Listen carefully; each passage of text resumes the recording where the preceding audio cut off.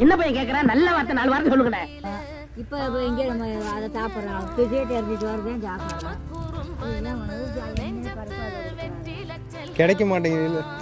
முன்னாடி நம்ம கம்பு வேற இது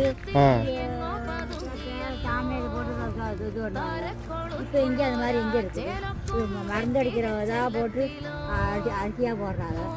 அப்புறம் இப்போ அதை சாப்பிட்டா எப்படி அதை மனுஷருக்கு சக்கரைங்கிறாங்க, வருஷங்கிறாங்க. அப்புறம் அதை விட்டுட்டு கிட்டனி வேலுங்கிறாங்க. எனக்கெல்லாம் நாங்களாம் உங்களாட்ட பிள்ளை இருக்கிறோம், தலையை வலிக்கிறது எப்படின்னு தெரியாது, காய்ச்சல் அடிக்கிறது எப்படின்னு தெரியாது. இப்போ தான் எல்லாமே தெரியும். சொன்னா எவன்டா கேட்குறான். முன்னாடி வந்துட்டு சரக்கே வந்துட்டு இல்லை பாட்டியம்மா.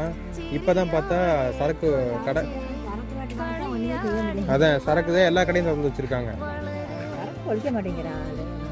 சரக்கு ஒழிக்காத்தானே கொஞ்சம் இருக்கிற கொஞ்சம் தண்ணி தவிர குடிக்காம இருக்கலாம் இருக்கு. இப்போ நிறைய பேர் குடும்பம் அதனாண்டி தான் கெட்டு போகுது. முருகேசா, தேன் மாதிரி இதுடா சரக்கு எங்க வாங்கினா? தேன் கூட்டில் தண்ணி சரக்கு அடிக்காம இருந்தா நிறைய பேர் குடும்பம் நல்லா இருக்குன்னு சொல்றீங்க. தண்ணி குடிக்காம இருந்தா நிறைய நல்லா இருக்கும். கடைசி வரைக்கும் கேட்க மாட்டேன்ட்டாங்க. இப்போ இது யார தப்புங்கிறீங்க? இப்போ வந்துட்டு இப்போ நம்ம சரக்கு அடிச்சு வராங்கல்ல, சரக்கு விற்கிறவங்க தப்புன்னு சொல்றீங்களா, இல்லை வந்துட்டு சரக்கு விற்கிறவதாயா தப்பு? நான் என்ன சொல்றேன்னா, நம்ம மேல கால வரைக்கும் நாளைக்கு ஒரு கவர் வாங்கி குடிச்சிட்டா பரவாயில்ல. இது நம்ம டெய்லியும் குடிச்சு வந்து வீட்டுல வந்து என்ன பண்ண முடியும்? ஒரு நாளைக்கு குறைய ஊத்திருக்க போய் நியாயமா நியாயமா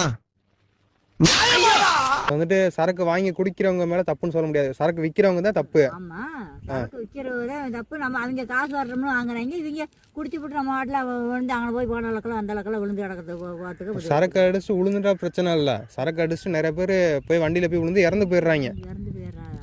இதாக இருக்கு, என்ன பண்றது? அது தண்ணியை குடிச்சிட்டு இப்போ நிறைய பேர் சில பேர்த்துக்கு கொண்டு விட்டாங்க வண்டி.